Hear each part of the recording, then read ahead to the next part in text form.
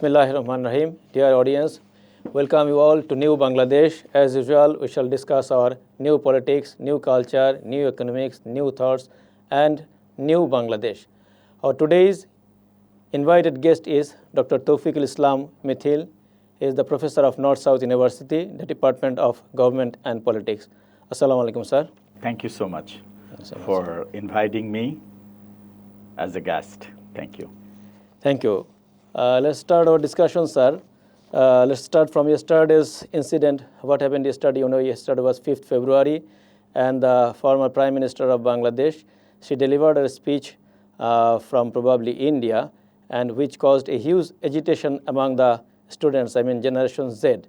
And as the aftermath, there was some collapses of some houses, including the house number 32, the Bangamundhu Sheikh Mujibur Rahman's residence, and all others what happened yesterday.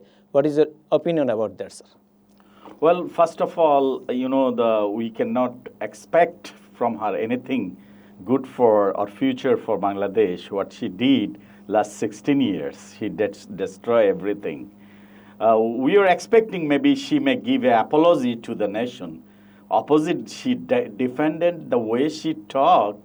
She don't have apological, the attitude like this.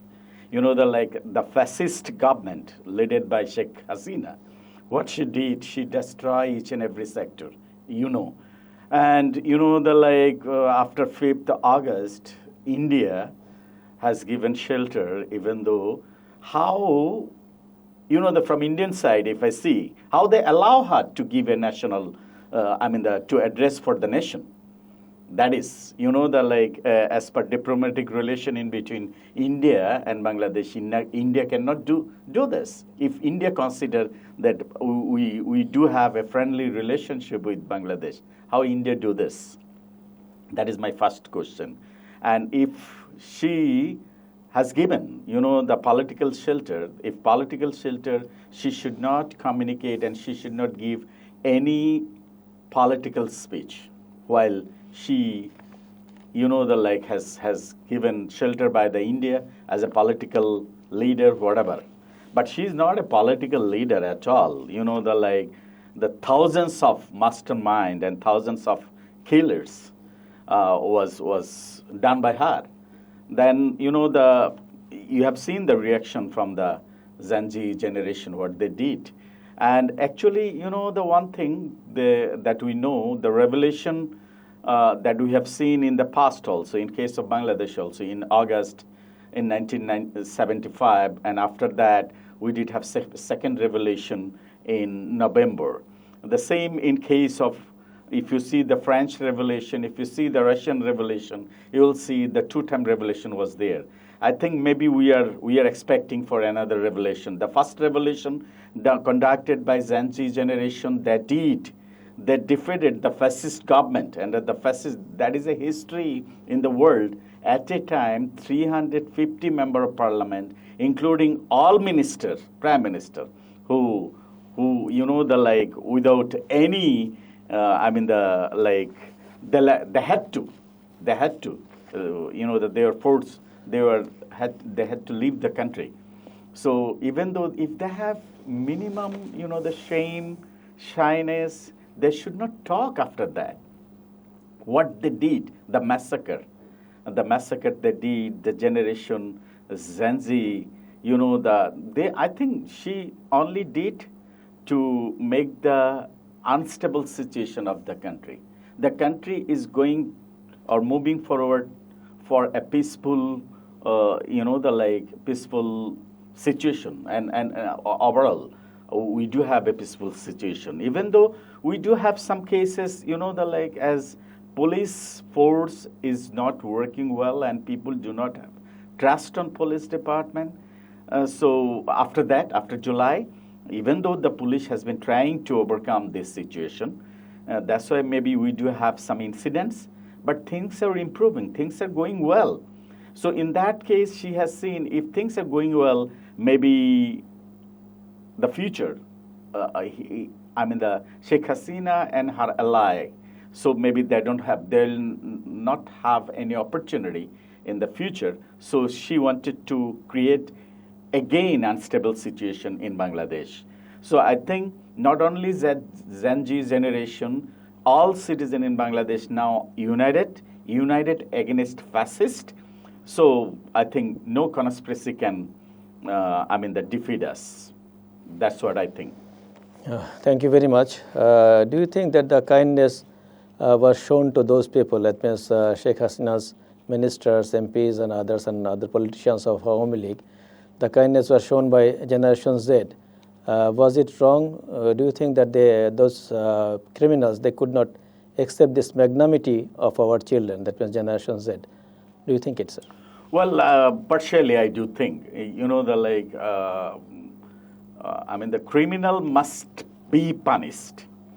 We should not give any mercy for the criminals. So what they did, not for simple crime, sometimes we excuse so that they can review, but they are not going to do this. What they did, the committed crimes, they don't realize. Then how are we going to excuse them? For them, the must punishment, no mercy for them. You can give the mercy for the young generation who is very young. The very young stage, people may have some weaknesses, people may have some errors. In that case, we should give them chance. These people are not young. They involved in corruption, they patronize the corruption, and the state-sponsored corruption. What they did. I don't have to mention again and again. So last 6 months, we became familiar what they did. So no mercy for them, for my consideration. No mercy. Okay, thank you very much. Now, I would like to ask you that what about the law and order situation of Bangladesh now, after 5th February, even after 5th August, and even after 5th February, I think yesterday's incident. What do you think? Well, after 5th August, if you see before that, the country was almost, controlled by so-called mafia fascist government. So on the fall, after that, and the mostly top level of the police department, most of them were corrupted. I don't mean every single police, but the honest police officer, they are not in front line. The mostly police department and other government department also. I don't want to mention each and every department. Not only the politician, always we blame the politician. All government department was mostly corrupted. I would say, even it was difficult to find non-corrupted people. Who is honest. It was really difficult to find. So in that case, after 5th August, as a lot of, bureaucrat and government official, police, they're no more in the country. They left the country because they know what they did. After that, each and every department has some, almost broken situation, need to review. And what they did, not only the top level, mid-level also. So need time to fill up this position. That's why I think as soon as possible, we need fresher recruitment. Especially in police department and government service department, we need fresh generation, because I think the top level, mid-level, top level mostly corrupted, mid-level maybe half or more than this, and we need, that's why, a fresh generation, especially the government sector, police and service-oriented sector. We need fresh generation, and we should go for recruitment as soon as possible if we want to ensure law, social security, and law and enforcement agency. We need to do it as soon as possible. Fresh generation recruitment. Thank you very much. But there are complaints that some of those corrupt polices, especially police officers, are still working in police. And there are many such complaints in the social medias and other medias, and people are telling about it. Don't you think that these people should be sorted out and should be trialed? Must be. These people should be sorted out and removed from that position. And if they found guilty, bring them justice. No mercy. Again and again I said, if you ask me, I said no mercy for them. Because these people, will pollute it more. The ones cancer germ contaminated even in your finger, and time being it will spread out whole of over the body. So we should not give any single person. We should forget the corrupted, the people who is corrupted. He do not belong any party. He do not belong to even he is my relatives, no matter. If he is corrupted, we have to get rid from that. We have to remove him or her. No matter who is he and who is she, any political party he belonged to. And we have seen one of the biggest political party acting chairman repeatedly mention that if we found any corruption in my party, we don't want him. We will ask them to, the step down, or we will force them to step down. So this is an example. The country is moving forward. So even in the administration, we have to take care of this. No compromise with corrupted people, because corrupted people do not belong to any party. Okay. Thank you very much. As a political scientist, I should like to ask you that can you take example from any other countries from the past, from the history, about the police reform, sir? Police reform, of course, I think you too, long time, you have experience to live in abroad. So my experience, the long time, or more than 10 years, I lived in abroad. And I did my second master's, PhD, and postdoc from Japan. And I visited United States and other places I have seen. So the word that police always use, the police is the friend of citizen. Actually, really, that should be. But we haven't seen last 16 years the situation was like that. The police failed to establish that they are the real friend of citizen. It goes against the friend, against if you see the opposite word friend, that is the opposite word is enemy. So the police must act as a friend. That I have seen, when I was in Japan, the way they act. So we got to reform, and there is no alternatives. And police always think, not only the police, I would say all government agency. If I work in a government office, then where my salary comes from? That is from citizen tax. And the civil servant mean what? We are going to serve the citizen, as we promised. When I became a police officer, when I became a government officer, I promised that I am going to serve the citizen. And it is my duties and responsibilities. And when I was in Japan, I have seen how government officers they work. They work that as if they are the servant of the citizen. But in case of Bangladesh, are they really serve the citizen? Do they consider they are the really servant to the citizen? No, it's opposite.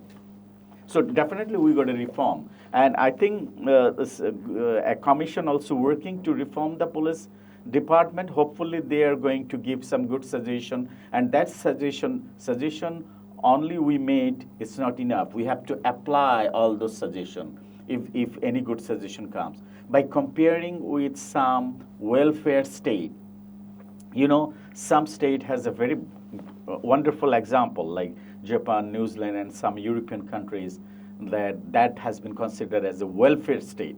The way a police act to the citizen, we need to follow that one. Thank you, sir. As I know that you studied in Japan, probably you did your PhD there, sir. As far as I know that you also studied in USA, sir. What did you do there? For US, that was for short time. I was a state fellow. And when I was in Japan, several times I've been to United States for conference, workshop, and to join in international conference. The last fellowship that I received from the United States, that was a state fellow. So that was for short time, 2 months fellowship program. But I was in Japan for a long time. So I did my master's, PhD, and postdoc in Japan. I do speak Japanese language also. Oh. If you give me an option which language you prefer to speak, I rather prefer to speak in Japanese. Very nice, sir. So that's interesting for me that you had been to Japan, which is an Asian country, and you had been to USA, American country. Do you see any cultural difference in the attitude of the polices and the bureaucrats in these two countries, sir? Well, the two countries has two dimensions. Japan always keep their own identity, own culture they want to keep. And if you visit in Japan, better if you speak that language, you can enjoy their culture. They have their culture of origin. They always try to keep this. That's really we appreciate. Not like us, that we sometimes act as a Bangladesh. We sometimes act as a Hindish. We copy Indian culture. We copy maybe Western culture. And in case of United States, that is a multi-dimensional culture. So multinational people lives there. So it depends, even it's very state to state. US is a huge place where you can see the multicultural, multi-religion, multi-dimension. So cannot compare exactly. If it will be difficult to compare with in between Japan and United States. But to keep the culture, in that case, Japan is unique. Japan always try to keep their culture. Thank you very much. So, do you train the government officers? Do you have any program like this? Not exactly training. Government officer has a mindset of that who can train us actually, maybe. But I do have experience to join in some workshop and seminar. So even when I was in Japan, especially the JICA organized government officer, and they invite the government officer for training program in Japan. Actually, they don't give the training. They want to show, especially the Japan want to show how they work. They never give the instruction, you do work like us. No, how we work. So that's why they invite a lot of, like government officer, government official. So at that time, I joined some seminar to assist our fellow who visited from Bangladesh to Japan. So I had an opportunity to meet them. Thank you very much. Sir, let me ask you now the new question about the coming election, sir. Do you think that we need the election very soon? If we need it, do you think that Bangladesh is now prepared for conducting a free and fair, good election, I should say? Do you think, sir? Well, it's a really a question. It is a question. Everyone has been discussing about the election, and this question, to have an election, what sort of election we want? We don't want to see election like 16 years. What happened? The election we did wait for the 16 years to have a free and fair election.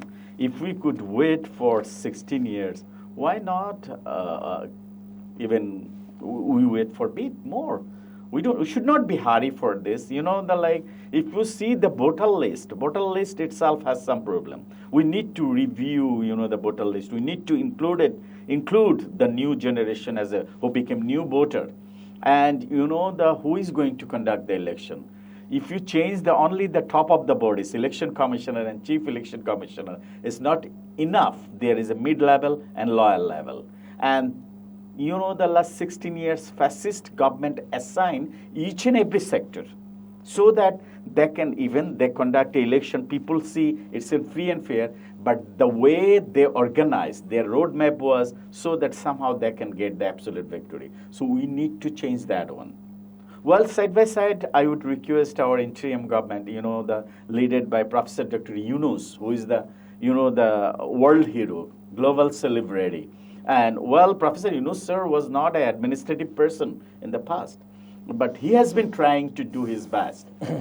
In his team also, some team members like Dr. Salahuddin, who is working as a finance advisor, and some experienced others also. Everybody is not working in full swing, I would say. Some of the advisors is approaching very slow, so need to be more faster, so that we can have absolutely a free and fair election.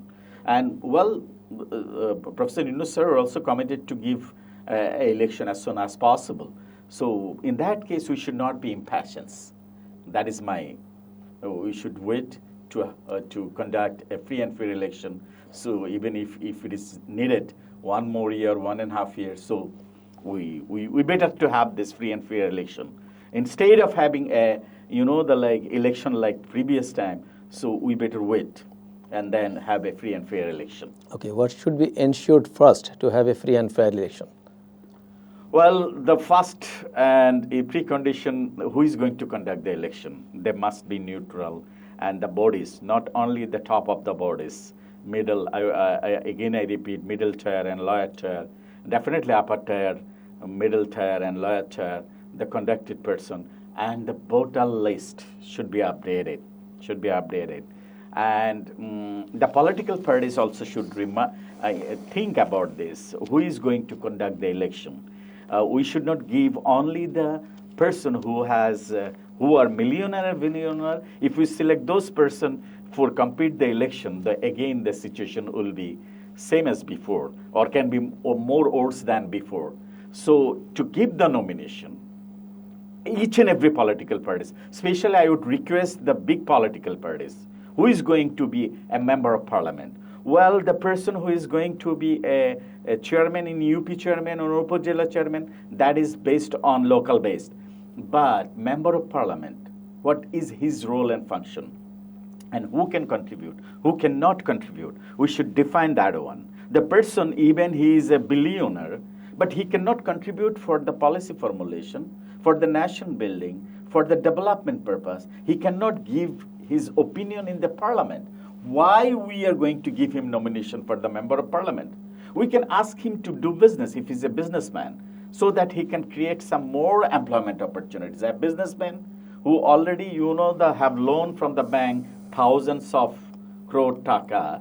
Again, we give him election. So after the election, if he elected as a member of parliament, so he will look for to make money again. That we have seen in case of, the Salman and other person, what they did, Bexim Group and what they did. So we should be careful about this. Even free and fair election, the money, of course, during the election, it is a factor. Even myself also as a teacher in 2018, when I got I applied for the nomination, the most of the people used to say me, hey, you are the good person, you are a good leader maybe, you can contribute for the nation also, but you don't have enough money to compete for election. So the disqualification was that I don't have enough money. But side by side, when I visited in the United States, when I visited Iowa State, I have seen a college teacher became a senator. And when I asked him how he became a senator, it must be expensive and maybe you're rich. And he said, no man, my dear friend, actually my people arrange my fund and my people, they help me to be elected. They help me. I don't have money. I haven't spent single penny for my election. You see? So we need that sort of people. People will work for him. Why I'm going to spend money for the election? If I invest 10 crore taka, 20 crore taka, I'll have a purpose so that I can earn a lot more money for that. But we have to have that sort of purpose. If people elected me, I'm going to work for the people next 5 years. I will act as a citizen servant. And then people will consider, maybe if I work properly, people may consider me as a leader. A leader never define himself that I am a leader. People may consider, and based on my deeds. Thank you very much. I think that in any election, vital role plays the law and order forces like police, answer, and also a vital role, a big role plays judiciary. Do you think that those organs are enough organized now to conduct a free and fair election? Well, again, Professor Dr. Ramit Azad, I would say, that I mentioned, so need time. Each and every sector has been corrupted.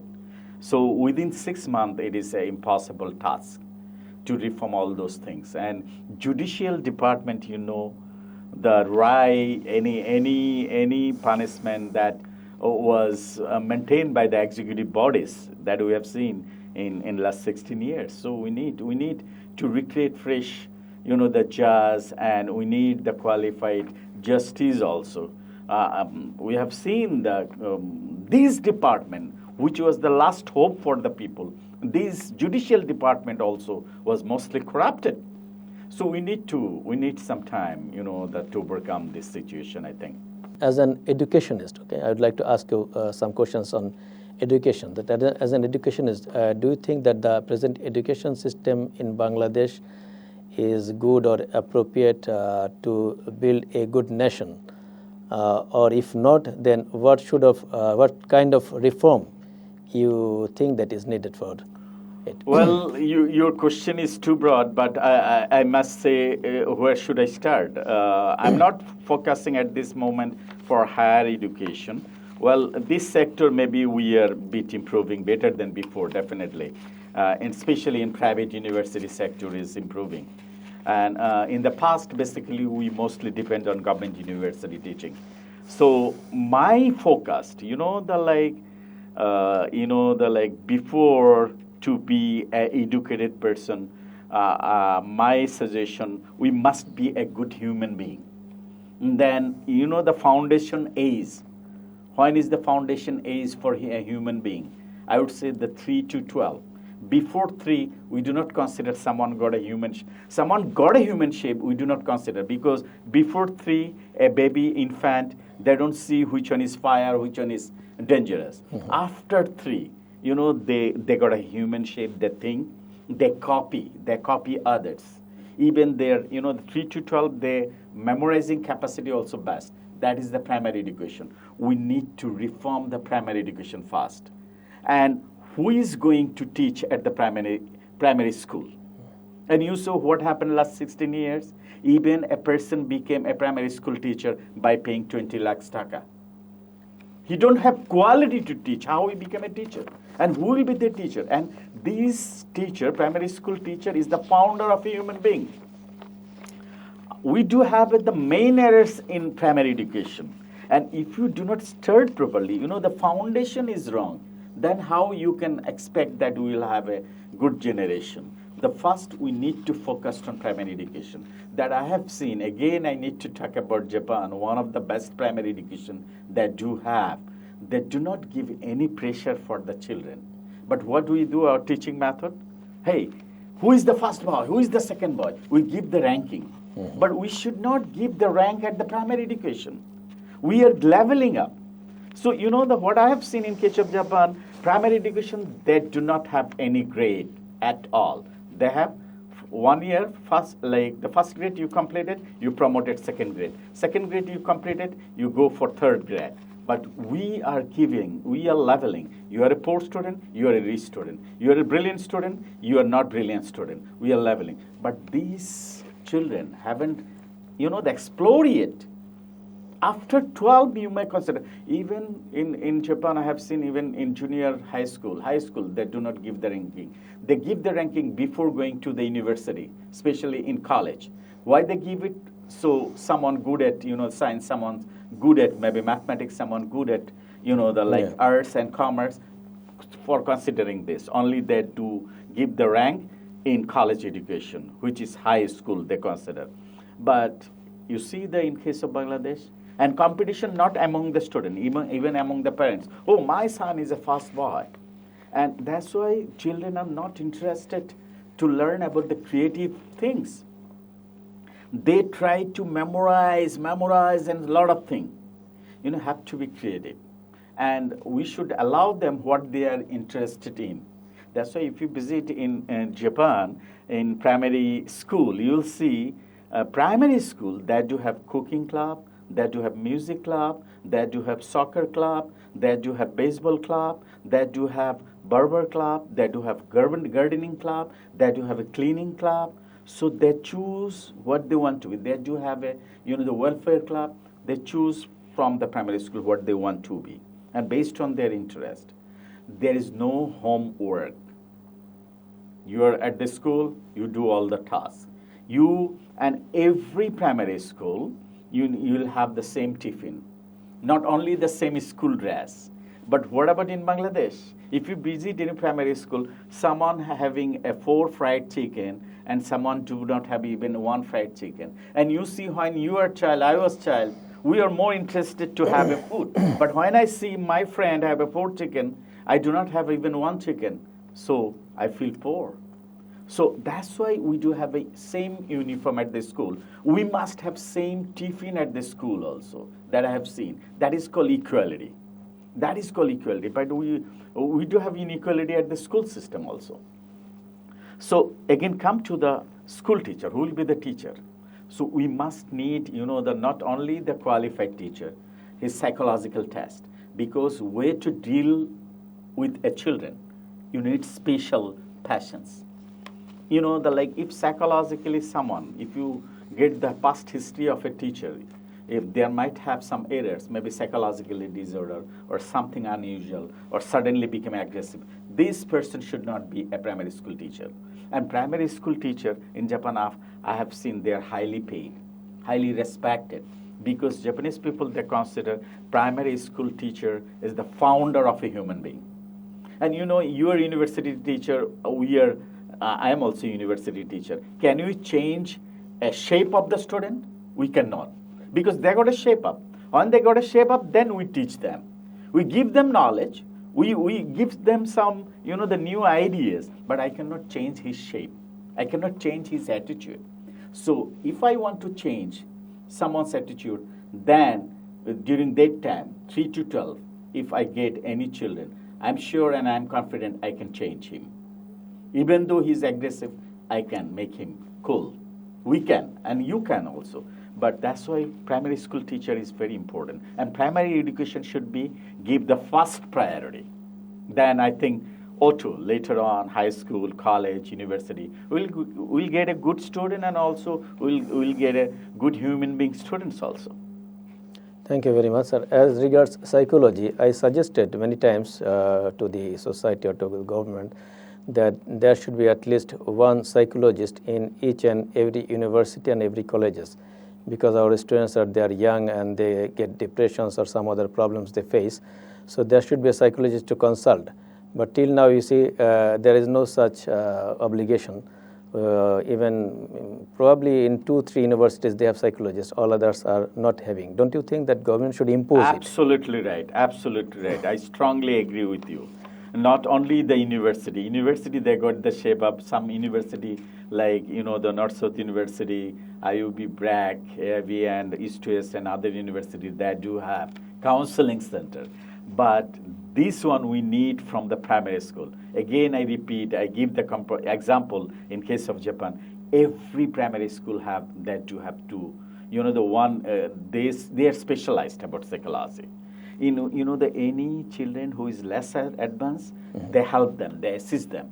And every class, if you go to the primary school, maybe you will get at least 1 or 2 who is slow learner, or maybe cannot adapt with the other children. So the psychologist and the welfare officer of the school, they assist them, they help them. And there are some special teacher also who help the special needs child. I don't mean the handicapped. For handicapped, they do have different school. But the slow learners, we must need it. At present, you are teaching in a private university. As I know that private universities played a vital role in the last revolution. And as a teacher, you also participated in that revolution along with your students. So how do you assess all the participations and all the contribution done by the students of private universities? Thank you, sir. Well, the July-August movement. That I haven't seen that 71 what was, but we have seen, and I was, and practically was there with my students, so I have seen. So how brutality the fascist government have shown. So 17th July, when Dhaka University shut down all residential halls. So after that, I have seen how private university students, they moved. Well, it was not possible for Jahangirnagar University. First of all, I'm proud to be a student of Jahangirnagar University, that I have seen the student of Jahangirnagar University, how they move. And secondly, I'm proud to be teacher of private university. I have seen, especially after 17 July on the street, how private university students and college students in Dhaka also, how they moved. And it was a possible, I think, all private university, they haven't considered who belong to which party. Even I have seen that some students, even though his parents belong to the fascist government, but he was on the street. That was very different for me. I have seen. Very, very nice. Even I have seen, the wife of fascist family on the street. So I have seen some of my students who belong to Awami family, but they are on the street also. That was different because the private university students all were united. I have seen them every single night, especially the private university students who are bachelor. Their insecurity, and we teachers always try to manage them so that when night comes, it becomes a nightmare. So the police and government Petua group, all, even Chhatro League, Awami League, Jubo League, Shramik League, all together, they raided each and every house, and especially the bachelor who lives in a apartment, even though they face a lot of insecurity, we help them to distribute in different houses. So it was really a war from, I would say, the July 16 to August 5. Not only war between, we were in not in front side, but always attached with them, what they need, how can we give the support, that even some students has a difficulties even for, everything was closed. So financial support, and then give them, the lunch, dinner, arrange them for a residence safe and secure. We, couple of teachers, always was with them, to take them for the treatment. So I think, I'm really happy that I could do something during that time. And I think even I have seen the street hawker also, they help them. So we all, but some fascists, some, the betrayer is always betrayer. Even I have found some of my colleagues who opposed why we helping them. Yes. Why we helping them? So as a teacher, when you see our students in trouble, should we see this? Should I wait for this? Then what sort of teacher I am? So first day of the movement, I was with them. Not only me, some of my colleagues, and even Professor Ramit Azad, you too, I have seen how you also involved in the movement. So it is our pride as a teacher. We are always with our students. Student may be wrong, but in some cases, not for this movement. Absolutely, the movement was, the led by the students, and we were with students. But as a teacher, we should be always with our students. Yes, thank you very much. The next question is, you see, the revolution was did by the generation Z, but the power is taken by generation X. So there is a big generation gap. Do you think that generation X really understands the pulse of generation Z? Well, there is a gap in between X and Z. Why there is a Y? Why not Y? Y is the bridge of generation Z and generation X. If there is an absence of Y, so you see the gap. Who's going to minimize this gap? So we must need generation Y also to be in the development partner and to run the country, to be, to lead the society, lead the country. So that's why we see the gap in between generation Z and X. X, they can maybe partially read us as we are the Y generation, but they cannot read some cases mostly that we have seen, Z generation. We can read Z generation because we are with Z generation. We are working with Z generation. We can read them well. So in that case, the situation is like that. But I understand that in present interim government, there is no representation of generation Y. That means us. Don't you think that there should be representation from generation Y? Must be. That's what I mentioned. That's why there is a gap. There must be Y generation is there. Y generation must be present. Even if you see the contribution, the mostly contribution last part of the movement, even from the middle part of the private university sector, how many private university teachers and how many private university students you see in the present interim government or any organ of the private university teachers is there? You haven't found really. So must be included because only the private university movement, who contributed, who sacrificed their life in July-August movement without any benefit. They did not look for any benefit. They are not looking for any benefit. That's what you can see. One of the specific university, they think They did everything, and they are looking for every position. One public university, I don't want to mention that one name, but have you seen any private university now in Bangladesh? 119 private university. How many? The people representing from private university. Even if you see the UGC, which is the organ of all higher universities. UGC do not have any representation from a private university. But the public university, there is a 52 public university, whereas in comparison to private university, 119. But there is no representative from private university to the UGC. And repeatedly we mention about this, but there is no representation from private university. How comes? And public university teachers, sometimes they don't understand. They cannot identify the weaknesses of private university. You do have a long experience to work with private university. I do have. We know how Board of Trustee, what they do, and what is the system loss, how corruption occur. So if we, in the UGC, we can identify, we can contribute, we can at least reduce the sufferings of private university students. Thank you. I worked in both in public universities and in private universities. So I saw the merits and demerits of both the universities, obviously. But what I see that the Generation Z, okay, they really love this country. They are the real patriots of this country, and the future of this country will be in their hands. Okay, that is obviously very good, but at the same time, we should try to shape our children, shape our students, so that they will be able to lead the country in future. I would like to mention in this connection that President Ziaur Rahman, he used to meet the students' representatives probably once in a month like this, okay, and it helped a lot that he could hear them his own. And could know about the demands of the new generation of that time. Do you think that the present interim government should have this type of program? One thing, as we can read the Gen Z generation, we always, when we take the class, we do not talk 90 minutes. Rarely we talk 60 minutes, and we keep 30 minutes to listen from the student, isn't it? Yes. That is our style. Yeah. But this was not traditional method. Traditionally, most of the time teacher talk. But in recent time, what do?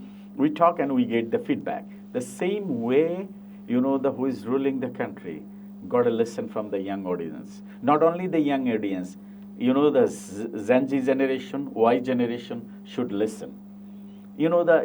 If I want to formulate a policy, what I need to do, who is my target people, I need to listen from them. Without listening, what their needs, what they want, what they demand. I know my way, my generation, what my needs. So I cannot formulate a policy only based on my perception. When we formulate a policy, we formulate a policy for the nation, where millions of people is there. So we got to listen from them, different stakeholder, different profession, different generation. Then we can formulate a policy. Without this, if we formulate a policy, that will be an unequal policy, one-sided policy, not multidimensional policy. Okay, thank you very much. Finally, I would like to ask you, do you have any suggestion or advice to the people of this country, or any expectation to the interim government for the changed situation of our country? Well, first of all, interim government, of course, led by the Professor Dr. Yunus, global celebrity, no doubt about this. But need to, more faster. I would say, not personally Professor Dr. Yunus, sir. I would say in his cabinet, the advisor got a lot of ministry. So need to distribute that one. Why don't we include more advisor in the bodies? We have a lot of people is there. The minister, we found that certain advisor who became too old but cannot operate all those things. You have to acknowledge your age. You have to acknowledge your ability to do work. The things that you can do now, maybe after 20 years, after 10 years, it is not possible. And what we did before 20, right? So that one we need to consider and distribute the work so that, too pressure, because these people are voluntary people who is working. If really they are, then in that case we can assign other people.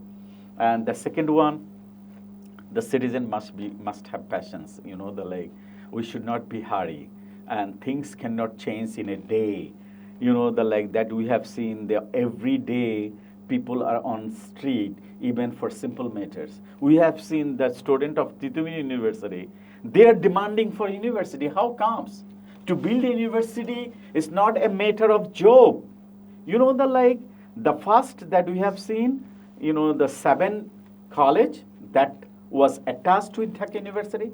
Then, the government has been trying to have a separate university. And again, Titumir is demanding for another university. Not only in case of Titumir students, what they're demanding. If you see each and every professional people, for simple matter, they come to the street.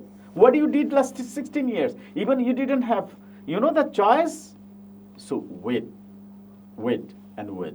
And the good days are coming maybe. So in that case, we must keep our passions. We should not bring all those things and give the pressure for the interim government. They are not political government. They must have some limitations. They cannot formulate a new policy suddenly. So in that case, we should give them space, we should give them time, and side by side, we need more active, well-reported advisor in the advisory bodies. Already we have seen some advisor. We are hearing, some gossip about some advisor. They are not working efficiently, and about them some question also coming, the way they are working, and they are giving some, the priority, nepotism, and so on. Dr. Taufiq, thank you very much for coming to our program, New Bangladesh. Thank you. And thank you very much for having me. Thank you. Thank you. Dear audience, this was all about our today's discussion. Hope to see you again in our next program, New Bangladesh. Assalamu alaikum.